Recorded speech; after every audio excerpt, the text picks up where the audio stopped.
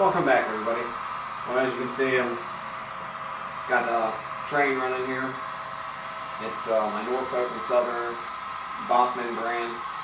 Actually, I'm really happy with it. I got it new. Looks really nice. Great quality sound, in my opinion. And other than that, everything's been going pretty good. Let me turn down the noise here.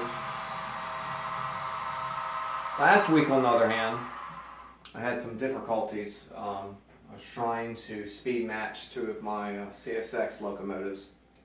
This one here I got off of eBay probably about 3 weeks ago, I guess it was.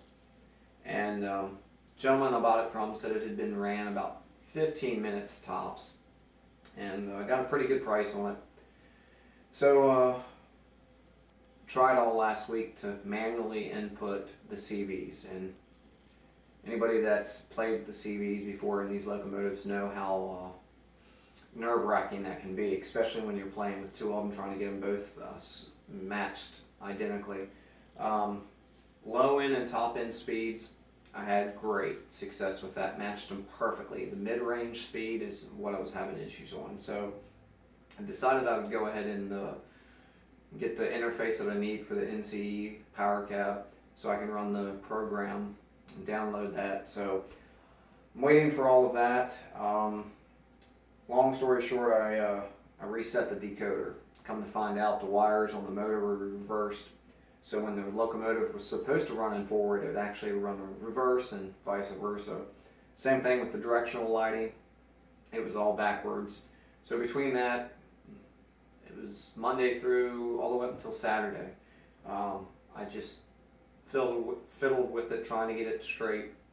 And finally on Saturday morning, had great success, got everything working, and it's been running flawlessly since then. Other than that, I've laid a little bit more track, which I'll go over with you guys here. Found some issues that I created, nothing major, but some things that are just kind of, one thing in particular is the way I did my track feeders. I'll go over that here in a minute as well, maybe to help out the guys that have just started playing track, and they can kind of see what I did, and that way they don't have the same mistake. But other than that, I hope everybody had a great weekend. Hope your work week has started off great. Definitely try to stay warm, especially if you're on the East Coast. All these colder temperatures, and then plus with the possible snowstorm they're calling for this weekend. So definitely stay safe. It'll be a great week to be in the train rooms. So I'm going to grab the camera here. It's on the tripod, so I'm going to take you around. So if the focus gets out a little bit, I do apologize. As you guys can probably tell, I added a couple more tracks here. This one, and then this one was the one I was working on in the last video. So I've got those laid, and it's coming along nicely. Got the turnouts laid. This section here, I'm waiting for a curved turnout. I actually tried to put in a regular turnout, and it just put too much stress on the section of track that I had there, so it just wasn't good. It was going to cause more issues than it was worth. So went ahead and ordered a Pico turnout there, curved turnout. I'd say 90% of the switches I have right now are all Atlas. I have, I think, 3 Pico switches, which I absolutely love. Eventually I'll switch everything over. And I do apologize for the camera angle. I'm still trying to get used to the tripod system here. So this is the track that I laid yesterday. Got the turnout in, and then this here, this section is probably going to end up being a scrapyard probably. I'm not real sure yet on what all I'm going to do. And over here, for those of you that were asking about it, I did finally get that section of track there fixed. I had cut the ties farther back when I was making my solder joints, and the track flexed inward, so when the train, well, the cars actually, the trains didn't have any issues, but the cars did. Every time it ran over, it would derail. So what I ended up doing was I just moved some of the existing ties up to hold that to the width it needed to be, put the track gauge on it, and then started laying in the ties, and everything worked out perfectly. So that came out phenomenal for issues that I was having with that. Excuse me. And this is one of the things that I did want to point out for the guys that are just starting laying track and all. As you can see, I've got my feeder wires here. I've soldered them to the underside of the rails, and I've got a little bit there I've still got to trim off yet. But what I was finding out was when I was doing this before, I wasn't thinking ahead, and when it came to positioning the new ties in, I didn't have the gaps that I needed to look uniformed with the existing ones, and so I had to go back and kind of redo a lot of these. So I've been holding it close to the existing ties that are there.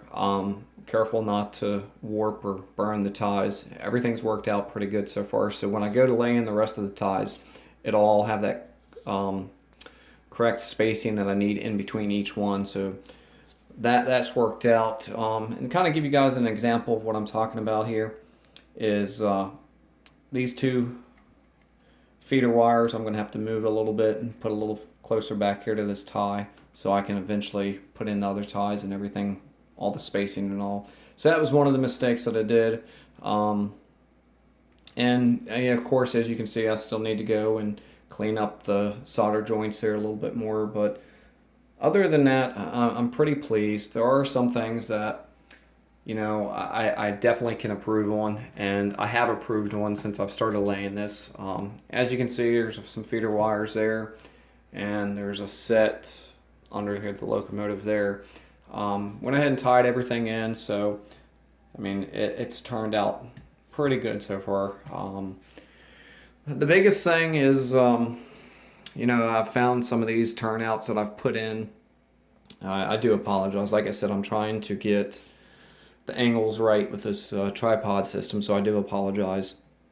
But I've noticed I tend to put the turnouts in and I try to bend them a little more than they should, and it kind of kinks up. So that's something what I've started doing anytime that I've got the crossover there. I go ahead and I solder my the joints together on both turnouts, and then I put it down as one piece, and I found that it works a lot better that way. The transition from turnout to track is a lot smoother, and the trains absolutely love it for obvious reasons. Notice their little high point. Other than that, this is as you can see, it's clean. I spent a couple hours in here just kind of cleaning up things.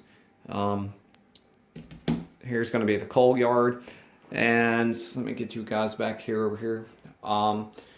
This is going to be the gravel company that I'm going to have here, and one of the things that I kind of wish I did was, once again, thinking ahead of what exactly I wanted to do, what type of scenery and all with the gravel mine.